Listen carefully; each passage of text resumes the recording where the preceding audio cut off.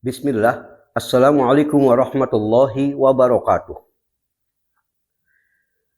Innal hamdalillahi nahmaduhu wa nasta'inuhu wa nastaghfiruh wa na'udzu billahi min shururi anfusina wa sayyiati a'malina. Man yahdihillahu fala mudilla lahu wa man yudlilhu fala hadiyalah. Asyhadu an la ilaha illallah wahdahu la syarikalah wa asyhadu anna Muhammadan abduhu wa rasuluhu la nabiyya ba'dah. Allahumma shalli ala Muhammadin wa ala alihi wa ashabihi ajma'in wa man tabi'ahum bi ihsanin ila yaumiddin. Amma ba'd, fa inna khairal hadithi kitabullah wa khairal hadi hadi Muhammadin sallallahu alaihi wa alihi wasallam wa syarrul umuri muhdatsatuha fa inna kulla muhdatsatin bid'ah wa inna kulla bid'atin dhalalah wa inna kulla dhalalatin finnar. Ikhwanul kiram azani Allah wa iyyakum. Sudah cukup lama ana tidak menyampaikan pesan-pesan atau ceramah via YouTube ini dikarenakan sesuatu dan lain hal. Alhamdulillah pada hari ini Allah takdirkan anak bisa kembali mengudara, menyapa antum semua, dan dalam kesempatan yang baik ini anak ingin sekali menyampaikan tema yang anak beri judul Sunnah dan Bid'ah terkait Muharram dan Tahun Baru Islam, yakni 1 Hijriah. Ikhwan azani Allah wa iyyakum. Insyaallah kita sebentar lagi akan mulai masuk tahun baru Islam yang dikenal sebagai tahun Muharram, yakni tanggal 1 Hijriah 1444 Hijriah. Dalam konversi Masehi, insyaallah kemungkinan besar kita masuk tanggal 1 Hijriah atau 1 Muharram yang merupakan tahun baru Islam itu untuk tahun 2022 ini jatuh hari Sabtu tanggal 30 Juli insya Allah. Nah ikhwan, terkait dengan bulan Muharram juga wabil khusus tanggal 1 Hijriahnya yang sering disebut sebagai tahun baru Islam, ada banyak masalah yang harus kita ketahui karena tak sedikit manusia yang akhirnya justru jatuh pada kebid'ahan karena tidak memiliki ilmu yang memadai dan mereka merasa apa yang dilakukannya justru sebagai bentuk ibadah kepada Allah. Karena itulah sengaja dalam kesempatan kali ini ana sekali lagi akan mengangkat satu pembahasan yang berjudul Sunnah dan Bid'ah terkait bulan Muharram dan awal tahun baru Islam, yaitu 1 Hijriah atau 1 Muharram. Dalam kajian ini, di antara persoalan yang akan ana rinci adalah pertama, apa sih bulan Muharram itu? Ini kalimat yang familiar, tapi terkadang kita belum tahu apa yang dimaksud bulan Muharram. Kemudian ada berapa dalam 1 tahun di dalam agama ini yang dimasukkan atau yang dianggap sebagai bulan Muharram? Bulan apa saja? Kemudian adakah keistimewaan bulan Muharram? Selanjutnya yang akan dibahas juga insya Allah, benarkah kita disunnahkan memperbanyak puasa sunnah khususnya selama bulan Muharram? Juga benarkah ada penekanan khusus lebih intensif lagi ditekankan agar kita berpuasa pada tanggal 9, 10 dan 11 Muharram. Tanggal 9 dikenal sebagai istilahnya Tasu'a, tanggal 10 dikenal sebagai Ashura, dan tanggal 11 Muharram. Benarkah di 3 hari itu lebih ditekankan lagi untuk melakukan puasa sunnah? Selanjutnya, apakah benar di tanggal 1 Muharram atau awal tahun Hijriah sama saja? Muharram, 1 Muharram tahun baru Islam dikenal juga sebagai tanggal 1-nya sebagai tahun baru Hijriah. Benarkah juga ada penekanan puasa khusus menyambut tahun baru Islam, yaitu 1 Hijriah atau 1 Muharram. Ini juga yang akan Ana diskusikan dalam kesempatan kali ini. Juga, benarkah ada ritual-ritual khusus yang dianjurkan dalam menyambut tahun baru Islam atau 1 Muharram atau 1 Hijriah itu? Baik berupa mungkin adakah sholat sunnah khusus, atau doa khusus, atau mungkin membaca yasinan khusus menyambut 1 Hijriah, atau mungkin pawai-pawai menyambut tahun baru Islam. Apakah ini termasuk sunnah? Ataukah ini sesuatu yang terkategorikan sebagai bid'ah? Dan hal-hal lain khususnya yang terkait dengan 1 Hijriah atau tahun baru Islam atau selama bulan Muharram. Nah, mari kita mulai pembahasan ini tentang benarkah bulan Muharram itu termasuk bulan yang memiliki keutamaan. Maka jawabannya secara pasti dan meyakinkan, na'am. Secara umum tak diragukan bulan Muharram itu termasuk bulan-bulan yang nilainya sangat tinggi dalam syariat kita. Hal ini sebagaimana ditegaskan dalam ayat Al-Quran, di mana Allah Azza wa Jalla berfirman dalam surah At-Taubah ayat 36. Inna iddatas syuhur indallah. Sesungguhnya bilangan bulan di sisi Allah Ifna asyara syahran. Jumlahnya 12 bulan. Fi kitabillah. Hal ini ketetapan dalam 1 tahun itu terdapat 12 bulan. Telah tercatat jauh dalam kitab Allah. Sebagian ulama menafsirkan maksudnya dalam Lauhil Mahfuz. Yauma khalaqas samawati wal ardh. Yaitu sejak Allah menciptakan langit bumi. Jadi dari awal penciptaan langit bumi, Allah telah menetapkan 1 tahun itu 12 bulan. Ayat ini belum selesai. Lalu pada sambungan ayatnya Allah menyebutkan minha arba'atun hurum. Dari 12 bulan itu di dalamnya ada 4 bulan haram, kata Allah. Jadi dari ayat ini kita tahu bahwa 1 tahun berdasarkan ketetapan Allah ada 12 bulan, dan dari 12 bulan ini ada 4 bulan utama yang disebut bulan haram. Jika ini telah dipahami, sekarang mari kita bahas 4 bulan haram yang disebut oleh Al-Quran itu bulan apa saja. Maka penjelasan spesifik masalah ini bisa kita dapatkan dari apa yang disabdakan oleh Nabi kita Sallallahu Alaihi Wasallam.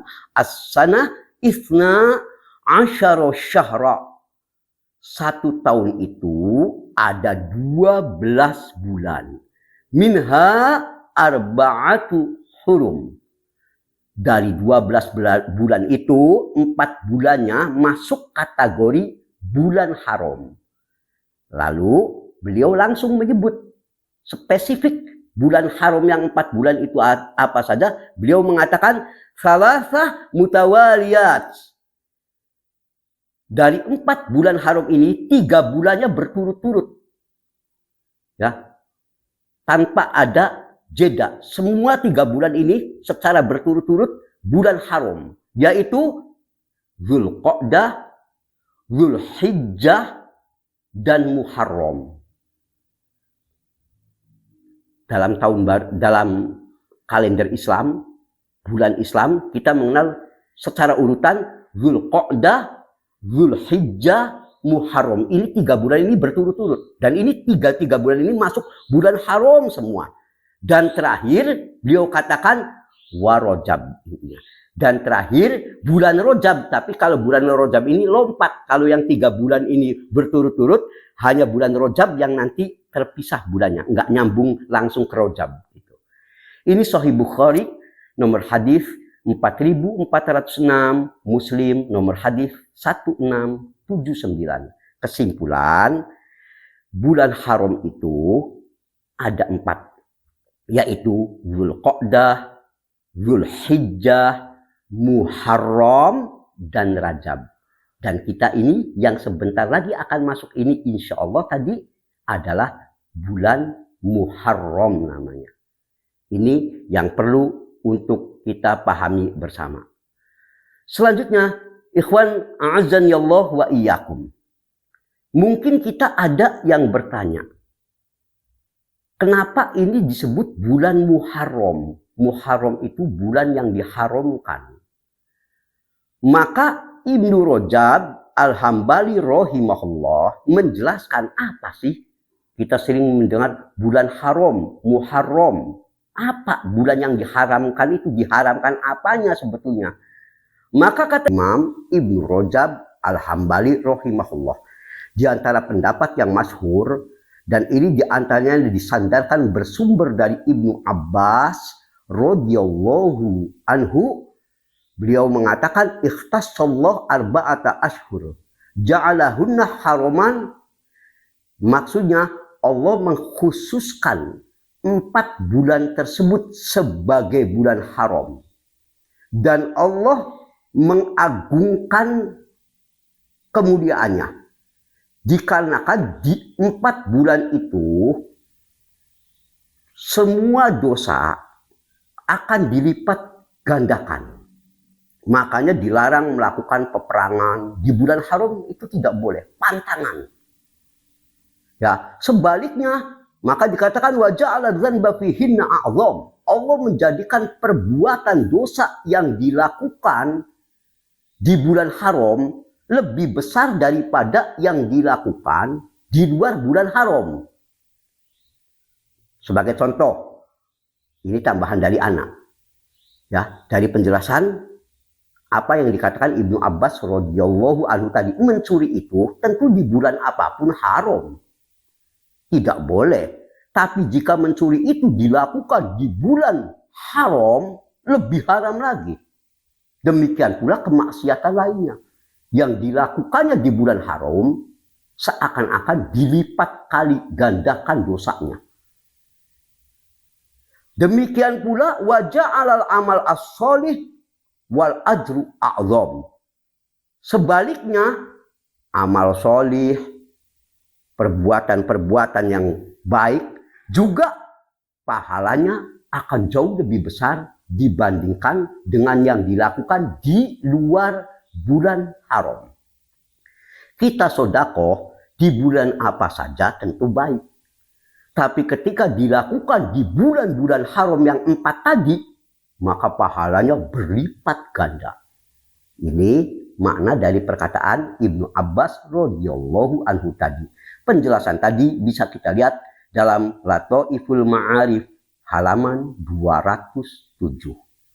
Makanya ikhwan a'azzanillahu wa iyyakum, di bulan haram ini termasuk sebentar lagi yang akan kita masuk bersama-sama di bulan Muharram, atau yang tadi Anda sebut terhitung mulai 1 Hijriah, yang dalam konversi Masehi untuk tahun 2022 ini diperkirakan insya Allah hari Sabtu ini depan tanggal 30 Juli 2002 mulai masuk Muharram tanggal 1, atau awal tahun baru Hijriah itu 1 Muharram. Itu berarti selama bulan itu segala kebaikan yang kita lakukan pahalanya insya Allah akan dilipat gandakan. Sebaliknya, dosa-dosa yang dilakukan di bulan-bulan Muharram, di tanggal dan hari-hari bulan haram itu, apalagi peperangan, dosanya akan dilipat gandakan. Na'udzubillah min dzalik. Nah, jika ini telah dipahami, kita masuk pada pembahasan, benarkah di bulan Muharram ini, sekarang anak akan fokus di Muharramnya saja, yaitu yang sebentar lagi kita akan masuk tadi. Insya Allah untuk Masehi di 2002 ini, Muharram ini atau awal tahun baru Hijriah Ya, tanggal satunya, tanggal konversi Masehinya 30 Juli 2022, insya Allah. Benarkah selama bulan Muharram, tanggal 1 sampai 30 Muharram, itu dianjurkan kita memperbanyak saum sunnah. Saum sunnah khusus bulan Muharram. Bebas tanggalnya. Pokoknya antara tanggal 1 sampai 30 mutlak kita mau tanggal berapa saja kesempatan ya puasa sunnah itu dianjurkan selama masih ruang lingkup bulan Muharram ini. Mau tanggal 1, 2, 3, 4, 5 mau terpisah-pisah, mau tersambung-sambung, yang penting masih bulan Muharram gitu. Benarkah ini disunnahkan dan diutamakan? Maka jawaban masalah ini mari kita lihat apa yang terdapat dalam Sahih Muslim nomor hadis 1982. Nabi kita sallallahu alaihi wa alihi wasallam menyabdakan, afdhalus syiyam ba'da Ramadan, seutama-utamanya puasa sunnah. Puasa ba'da Ramadan, setelah Ramadan. Kalau Ramadan jelas wajib, sangat utama. Tapi ada puasa setelah Ramadan yang dianggap sampai oleh Nabi dikatakan afdhal asyam, puasa teristimewa, terbaik, paling utama. Kapan itu? Maka kata Nabi sallallahu alaihi wasallam, syahrullah al-Muharram, yaitu pada bulan Allah yang dikenal dengan al-Muharram. Ini Sahih Muslim. Jadi bulan terbaik untuk kita pengen puasa sunnah, ya, dari mulai 1 Muharram sampai 30 Muharram, kapanpun bebas tanggalnya. 1, 2, 3, 4, sebagian harinya boleh. Maksudnya misalnya kita hari ini puasa, tanggal 1 puasa, tanggal 2-nya enggak, tanggal 3-nya puasa, tanggal 4 puasa, tanggal 5-nya enggak, atau mau berturut-turut, ya di bagian besar bulan Muharram itu sunnah. Dan para ulama secara ijma juga telah menyatakan sunnah memperbanyak puasa bulan Muharram. Memang gini, boleh kita misalkan dalam bulan Muharram ini kita 20 hari ya puasa sunnah, boleh. Khusus puasa Muharram niatnya. Ya, ini sudah ijma. Ini adalah pendapat dari mazhab Hanafi sebagaimana terdapat dalam Al-Fatawa Al-Hindiyah juz 1 halaman 201. Juga pendapat dari mazhab Maliki sebagaimana terdapat dalam Mawahibul Jalil juz 3 halaman 319. Mazhab Syafi'i sebagaimana terdapat dalam Al-Majmu' juz 6 halaman 386, dan mazhab Hambali sebagaimana terdapat dalam kitab Al-Insaf juz 3 halaman 345. Jadi dari sini kita tahu ulama pun sepakat siapa yang memiliki waktu luang selama bulan Muharram dari mulai tanggal 1 sampai 30, dia disunnahkan untuk sering-sering berpuasa sunnah khusus Ramadan. Tanggalnya tadi bebas sepengennya kita selama bulan Muharram. Jika ini telah dipahami, kita masuk pada pembahasan selanjutnya. Benarkah di samping tadi secara umum dari mulai tanggal 1 sampai 30 kita disunnahkan untuk puasa Muharram? Bebas waktunya, tanggalnya, kapanpun kita punya waktu senggang. Benarkah lalu ada penekanan tanggal khusus? Jadi sekarang kita bahasnya tanggal khusus di bulan Muharram. Kalau yang pertama tadi umum, dari mulai tanggal 1 sampai tanggal 30 atau sampai akhir Muharram pokoknya. Lalu benarkah ada bahkan tanggal yang spesifik ditekankan lagi, tanggal sekian Muharram, Anda lebih ditekankan lagi dari dalil yang umum tadi? Jawabannya benar. Ada tanggal-tanggal tertentu yang di bulan Muharram sangat ditekankan lagi, lebih semangat lagi untuk puasa sunnah, walaupun tidak sampai wajib. Yang pertama adalah puasa tanggal 10 Muharram yang sering dikenal sebagai istilahnya puasa Asyura. Puasa hari ke-10 bulan Muharram. Khusus tanggal 10. Ya, di luar cerita tadi yang dari tanggal 1 sampai tanggal akhir Muharram, ada lagi yang memang kalau bisa yang tanggal 10 ini jangan ditinggalkan. Selagi mampu, usahakan. Khususnya tanggal 10 Muharram. Mana dalilnya? Ibnu Abbas radhiyallahu anhuma mengisahkan, "Ma ra'aitu Nabiyya sallallahu alaihi wa alihi wasallam yataharra siyama yaumin faddalahu ala ghairihi illa hadzal yauma Asyura." Maksudnya aku tidak pernah, kata Ibnu Abbas radhiyallahu anhuma, melihat Nabi sallallahu alaihi wasallam begitu semangat puasa pada satu hari yang lebih beliau utamakan atas lainnya kecuali di hari ini. Lalu beliau menyebut di mana tadi dikatakan puasa yang paling beliau semangat. Enggak pernah beliau lebih bersemangat puasa sunnah dibanding satu hari ini. Ya, yaitu hari ini. Apa hari ini yang dimaksud?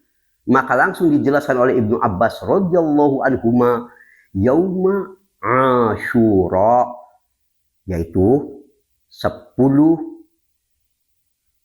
Zulhijjah. Saya ulangi, 10 Muharram yang kita kenal Asyura itu. Ini Sahih Bukhari nomor hadis 2006. Dari hadis ini jelas memang ditekankan kita berpuasa khususnya tanggal tertentunya tanggal 10 Muharram. Artinya dari tanggal 1 sampai akhir Muharram kita memang dianjurkan untuk memperbanyak puasa sunnah, dan yang lebih untuk kita fokus jangan sampai ditinggalkan. Andai pun di hari lainnya kita nggak kuat, jangan lupa kerjakan yang tanggal 10 Muharramnya saja, minimal di tanggal 10-nya. Ini yang pertama. Apa fadilah berpuasa di tanggal 10-nya ini? Apa ada keistimewaan khusus? Maka ada dalil yang menyebut ini, di mana Nabi kita sallallahu alaihi wa alihi wasallam mengatakan, "Wasyamu Asyura ahtasib 'ala Allah," dan berpuasa satu hari di tanggal 10 bulan Muharram, yaitu hari Asyura, sungguh kata Nabi SAW, aku berharap kepada Allah ayyukaffiru as-sanah allati qablah, mampu menghapuskan dosa 1 tahun yang lampau. Masya Allah. Sahih Muslim nomor hadis 1162. Jadi dari hadis ini kita tahu mengapa bulan Muharram ini khususnya tanggal 10-nya atau hari Asyura-nya ditekankan agar kita lebih fokus lagi untuk puasa sunnah, karena memang di tanggal itu ada keistimewaan, yaitu dengan satu hari puasa di bulan Asyura itu, yaitu tanggal 10, maka bisa insya Allah menghapus dosa-dosa kecil yang dilakukan 1 tahun lampau. Ikhwan azani Allah wa iyyakum. Selanjutnya, di samping tanggal 10, ada lagi dianjurkan tanggal khusus masih di bulan Muharram ini, tanggal 9-nya. Ini yang disebut Tasu'a. Jadi kalau tanggal 10 disebut Asyura, tanggal 9-nya disebut Tasu'a. Nah, mengapa tanggal 9 ini juga ikut disunnahkan bagi kita puasa khusus lagi?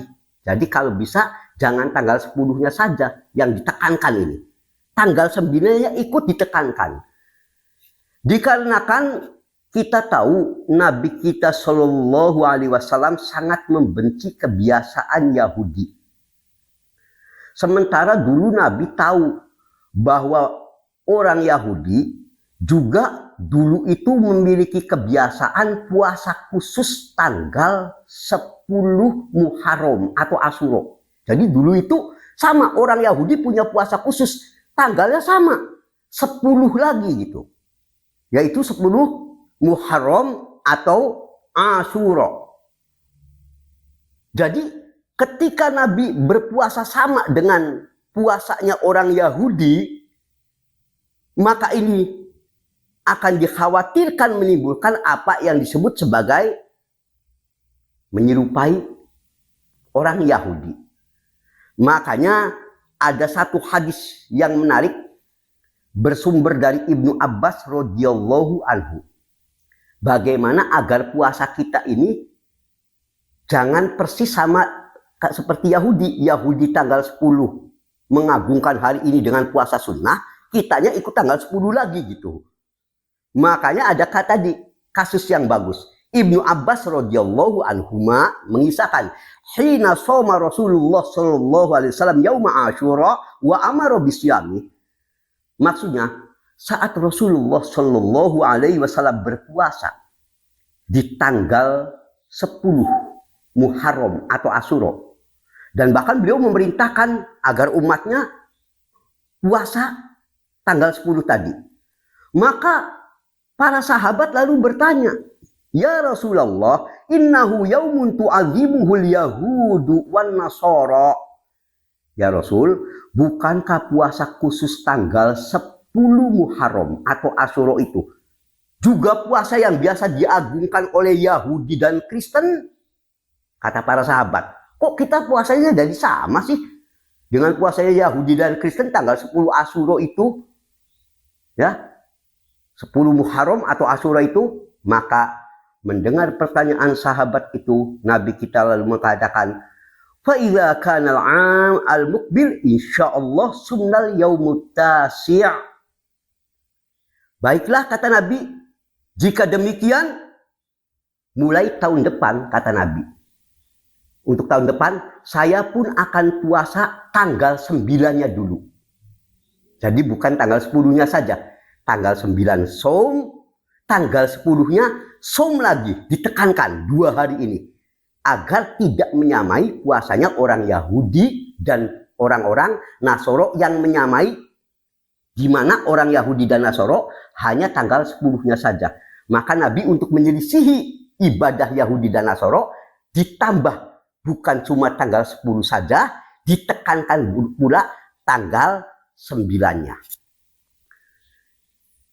Lalu dalam hadis ini sebetulnya juga disebutkan, waktu itu Nabi sebelum ketemu tahun depannya, beliau keburu wafat gitu. Jadi tahun depannya belum melaksanakan tanggal 9, beliau belum wafat. Tapi sunnah ini tentu tetap berlaku karena beliau tidak mencabut, walaupun beliau belum sempat mengerjakan. Sudah ada niat dan tidak dicabut. Makanya ini puasa tanggal 9 ini tetap jadi sunnah untuk menyelisihi puasa bulan Muharramnya kalangan Yahudi yang hanya tanggal 10 saja. Jadi kalau kita untuk menyelisihinya usahakan 2 hari paling tidak. 9 yang disebut Tasu'a dan 10 yang disebut Asyura. Hadis tadi, yang ana maksud hadis tadi itu yang mengatakan kalau begitu saya insya Allah mulai tahun depannya tanggal 9-nya saya mau puasa lagi supaya beda dengan Yahudi.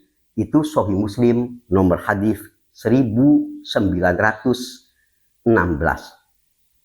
Ikhwan a'azzani Allah wa iyyakum. Karena itu tidak heran kalau tidak sedikit ulama yang mengatakan tidak tidak disukai kalau puasanya hanya tanggal 10 Muharram saja atau Asyura. Usahakan katanya jangan tanggal 10-nya saja maksudnya. Usahakan dengan puasa dulu tanggal 9-nya. Jadi 2 hari minimal, 9 dan 10. Hal ini agar menyelisihi tadi dari ibadah puasanya orang-orang Yahudi dan Kristen yang hanya di tanggal 10 Muharramnya saja atau Asyuranya saja. Jika ini telah dipahami, kita masuk pembahasan ketiga, yaitu benarkah pula ditekankan bahkan puasa tanggal 11 Muharramnya Jadi ini ada 3 yang nanti mau kita diskusikan. Puasa spesial tanggal tertentu ya. Tanggal 10 tadi kita sudah bahas Asyura. Tanggal 9 tadi Tasu'a, itu sudah jelas sunnah. Sekarang ada pula yang mengatakan juga ditekankan tanggal 11-nya. Maka ikhwan, a'azzani Allah wa iyyakum. Jawabannya dari 2 sisi. Kalaupun kita mengambil keumuman hadis di mana Nabi kita Shallallahu Alaihi Wasallam menyukai dan bahkan memerintahkan agar memperbanyak puasa selama bulan Muharram, berarti tanggal 11 walaupun tidak ada hadis khusus masuk dalam pengertian umum hadis tadi. Itu yang pertama dulu. Ya, masuk tanggal 11 asal masuk bulan Muharram. Mau tanggal 11 kek, mau tanggal 12 gitu. Tetapi kalau yang dimaksudkan dengan landasan hadis khusus seperti tanggal 9 tadi ada hadis khusus. Tanggal 10 ada hadis khusus. Kalau tanggal 11 apakah ada hadis khusus? Dalam hal ini sebenarnya ada satu hadis. Bunyinya sumu yauma asyura. Berpuasalah kalian pada hari Asyura. Asyura itu tadi 10 Muharram. Wa khalifu fihil yahuda. Dan hendaklah puasa kalian jangan sama dengan puasanya orang Yahudi. Yaitu yang hanya puasa tanggal 10 Muharram saja. Tadi seperti yang telah Anda sebutkan. Maka caranya gimana? Sumu qoblahu yauman. Maka hendaklah Anda, agar tidak sama puasanya dengan kalangan Yahudi, berpuasalah 1 hari sebelum tanggal 10, berarti kan tanggal 9 Tasu'a tadi.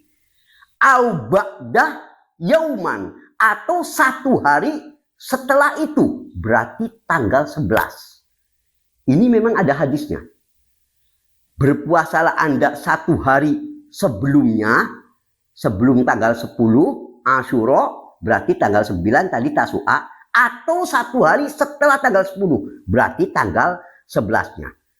Hanya saja ikhwan, hadis ini telah dilemahkan oleh sejumlah ulama. Hadis ini diriwayatkan oleh Imam Ahmad nomor 2154 dan lain-lain. Dalam sanadnya terdapat rawi yang bernama Ibnu Abi Layla, orang yang oleh para kritikus hadis disebut jelek hafalannya. Karena itu Syekh Syuaib Al-Arnaut rahimahullah telah melemahkan hadis ini, diantaranya dalam takhrij beliau atas kitab Zadul Ma'ad juz 2 halaman 66. Syekh Al-Albani juga telah melemahkan hadis ini rahimahullah dalam Dhaif Al-Jami' nomor hadis 3506. Hadis ini lemah. Namun beliau kemudian mengatakan ada sebetulnya yang sahih, yang seperti hadis tadi, tapi itu mauquf, hanya perkataan sahabat, yaitu mauquf tentang hadis tadi yang mengatakan di tambahan hadisnya di ujungnya, atau berpuasalah 1 hari setelah tanggal 10, yaitu tanggal 11. Ini perkataan sahabat, nilainya, derajatnya sahih menurut Syekh Al-Albani rahimahullah. Sebagaimana ini beliau terangkan dalam taqiq beliau atas Sahih Ibnu Huzaimah nomor hadis 2095. Ikhwan, azan ya Allah wa iyyakum. Jika demikian, kita tahu yang lebih selamat dikarenakan hadis tadi tidak memenuhi persyaratan karena kelemahan kalau ditinjau dari sisi tidak bersambungnya hadis ini sampai ke Nabi SAW, maka kalaupun kita mau mengerjakan puasa khusus tanggal 11, kita cukup dengan menggunakan keumuman hadis disunnahkannya kita puasa selama bulan Muharram yang sudah kita diskusikan di awal. Selama puasa khusus selama bulan Muharram, berarti itu dari mulai tanggal 1 sampai akhir Muharram. Kalau sampai akhir Muharram berarti termasuk di dalamnya tanggal 11 juga masuk. Kita boleh saja Jadi agar lebih selamat, kalaupun yang kita tanggal 9-nya misalkan tidak bisa puasa bulan Tasu'a, lalu kita tanggal 10-nya puasa khusus dengan niat penekanan Asyura. Tapi kalau tanggal 10-nya saja menyerupai Yahudi, tanggal 9-nya kita nggak bisa, maka tidak mengapa kita sengajakan pula puasa tanggal 11-nya. Tapi tanggal 11-nya ini berdasarkan dalil jangan menyerupai Yahudi yang puasanya cuma tanggal 10 dan berdasarkan keumuman puasa selama bulan Muharram yang termasuk di dalamnya berarti tanggal 11 juga masuk di dalamnya. Keumuman puasa sunnah selama bulan Muharram. Kesimpulan terkait bulan atau tanggal khusus puasa sunnah di bulan Muharram adalah pertama, disunahkan dari mulai tanggal 1 sampai akhir Muharram kita bebas. Di sebagian besar bulan Muharram puasa sunnah di tanggal itu kapanpun kita punya waktu luang. Bebas tanggalnya. Mau tanggal 1-nya, tanggal 5, mau tanggal 7, tanggal 8, tanggal 11. Pokoknya sampai akhir. Bulan Muharram bebas kapanpun kita punya waktu luang sunnah. Yang kedua ditekankan tadi. Di bulan Muharram ini lebih-lebih tanggal 9 dan 10. Dan bagi yang tanggal 9-nya misalkan tidak ada, dia tidak bisa puasa di khusus tanggal 9-nya, maka paling tidak jangan tanggal 10-nya saja. Kalaupun yang pengen ngambil Asyura, tapi tambahkan 1 hari lagi 10 dan 11 bulan Muharram. Untuk tidak menyamai puasanya orang-orang Yahudi. Ini insya Allah yang lebih selamat. Jika ini telah dipahami, sekarang kita masuk pembahasan selanjutnya, yaitu tentang berbagai bid'ah sekitar tahun baru Hijriah atau Muharram. Yang pertama yang mau ana bahas adalah tentang benarkah, sebab ini juga ramai di medsos, kalau mulai masuk besok tanggal 1 Muharram atau tahun baru Hijriah, tahun baru Islam, kita disunahkan puasa khusus menyambut tahun baru Islam. Maka jawabannya, ikhwan, telah ana sampaikan di awal tadi pembahasan terkait puasa sunnah bulan Muharram. Pada dasarnya mulai tanggal 1 Muharram atau tahun 1 Hijri, tanggal 1 Hijriah berarti sampai akhir itu kita memang boleh sunnah berpuasa, sunnah tersebut. Tapi ingat, puasa ini tidak ada korelasinya dengan tahun baru Islam. Anak ingatkan lagi, tidak ada korelasinya dengan menyambut 1 Hijriah tahun baru Islam. Jadi kalaupun ada orang yang mau niat tanggal 1 Muharram dia puasa karena berdasarkan keumuman Nabi di dalam bulan Muharram banyak melakukan puasa sunnah, dia mulai dari tanggal 1 pun puasa dengan mengikuti hadis tadi, itu sunnah. Tapi ketika dia meniatkan tanggal 1 Hijriah, dia puasa dengan niat menyambut tahun baru Islam, menyambut tahun baru Hijriah, maka ini bid'ah. Sebab tidak ada tuntunannya puasa khusus tanggal 1 Hijriah dengan niat khusus menyambut tahun baru Islam. Tidak ada. Kalau tanggal 9 tadi ada Tasu'a. Tanggal 10 tadi ada Asyura, itu sunnah. Tapi tanggal 1 tidak pernah Nabi kita Sallallahu Alaihi Wasallam mengatakan untuk menyambut tahun baru Islam 1 Hijriah. Puasa khusus tanggal 1 niatnya menyambut tahun baru Islam. Ini adalah bid'ah. Tapi kalau dia mau niatnya adalah mengikuti keumuman hadis tadi, Nabi memperbanyak puasa bulan Muharram, berarti terhitung mulai tanggal 1 termasuk 1 Hijriah, tidak dihubungkan dengan niat merayakan tahun baru Islam, tahun baru Hijriah, ya, kalau tidak diniatkan itu sunnah. Ini menjadi penentu ibadah kita.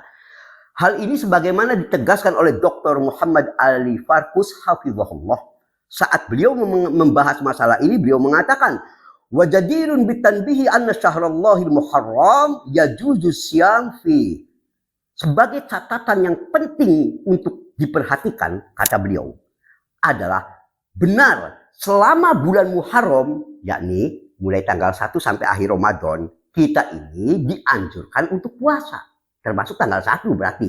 Mulai tanggal 1 itu kita memang dianjurkan. Tapi min ghairi tahsisi sawmi yaumin akhiril am biniyatin tadi'is sanah li hijriyatil qamariyah. Namun tidak boleh mengkhususkan hari tertentu puasa pada hari tutup tahun, ya, karena itu kan di ujung tutup tahun, atau dalam niat menyambut tahun baru Hijriyah Qamariyah sebelumnya.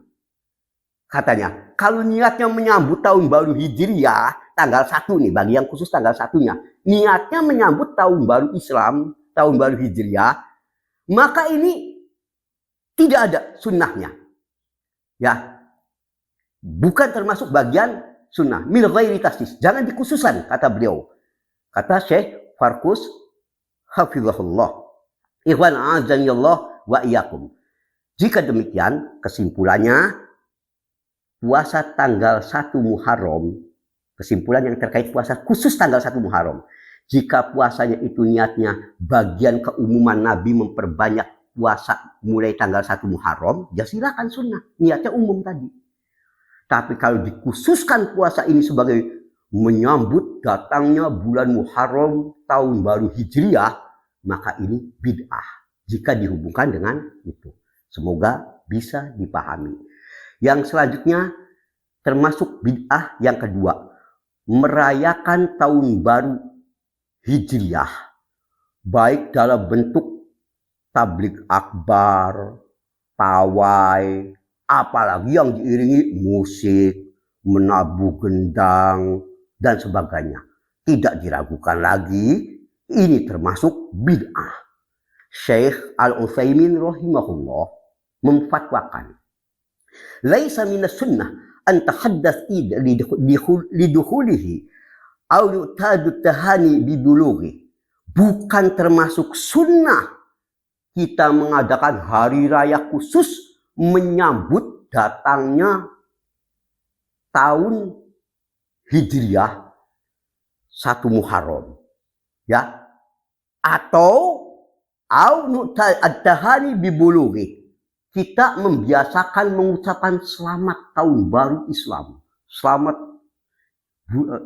tahun baru Islam 1 Hijriyah. Ini bukan sunnah, tidak disunnahkan. Ya, seperti yang sekarang di medsos, ya, sering selamat tahun baru Hijriyah dan sebagainya.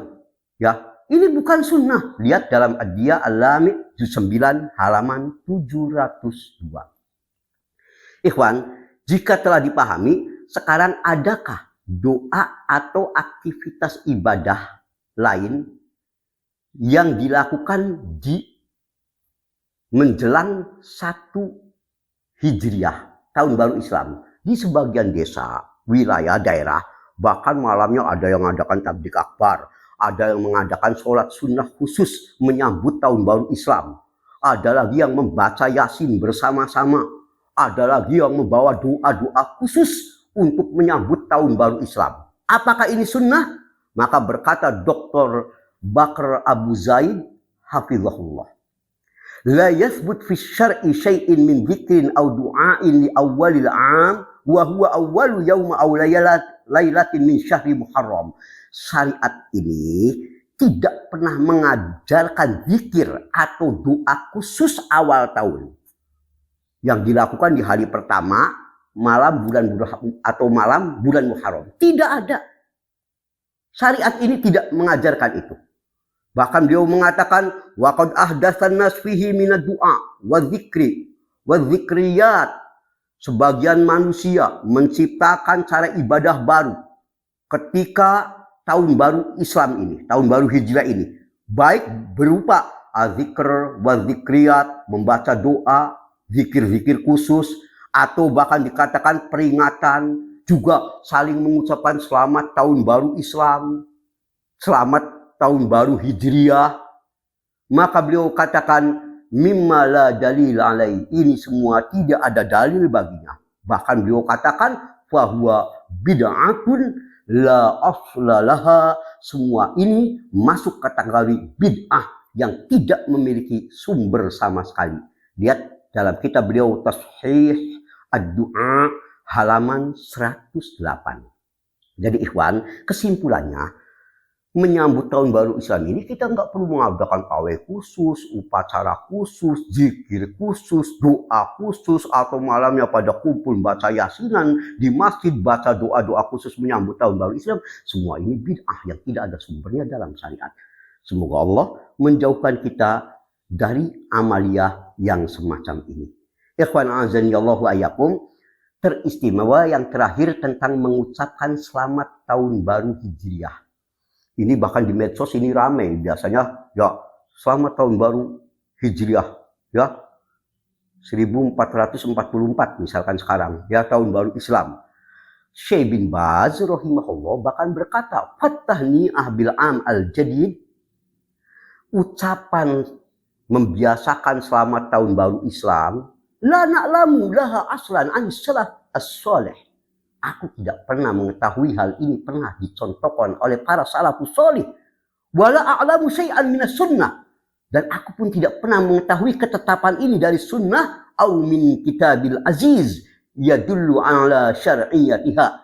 Dan aku pun tak pernah dapatkan ini ketetapan ini dari Al-Quran yang menunjukkan atas disyariatkannya hal ini. Aku nggak pernah dapatkan ini. Nggak ada dalil ini. Kita saling mengucapkan selamat tahun baru Islam, ya. Ini enggak ada contoh dari para salaf, kata Syekh bin Baz rahimahullah. Sebagaimana dapat kita lihat dalam situs beliau di nomor artikel 38549. Maka ikhwan azanillahu wa iyyakum, tidak diperlukan kita saling mengucapkan selamat tahun baru Hijriah, selamat tanggal 1 Muharram dengan membuat ucapan-ucapan khusus semacam ini. Semua ini bukan termasuk sunnah Nabi Sallallahu Alaihi Wasallam, tidak pernah pula diamalkan oleh para salafus salih ridwanullah alaihim ajmain. Demikian apa yang bisa ana sampaikan dalam kesempatan kali ini. Semoga penjelasan ini dapat semakin membersihkan ibadah-ibadah kita dari berbagai macam bid'ah yang dapat menjerumuskan kita dalam kesesatan. Dan semoga juga dapat menghidupkan sunnah-sunnah yang mungkin selama ini banyak belum kita ketahui dan belum kita amalkan. Dengan penjelasan ini, semoga bisa lebih termotivasi bagi kita untuk menegakkan sunnah-sunnah yang tadi telah ana jelaskan.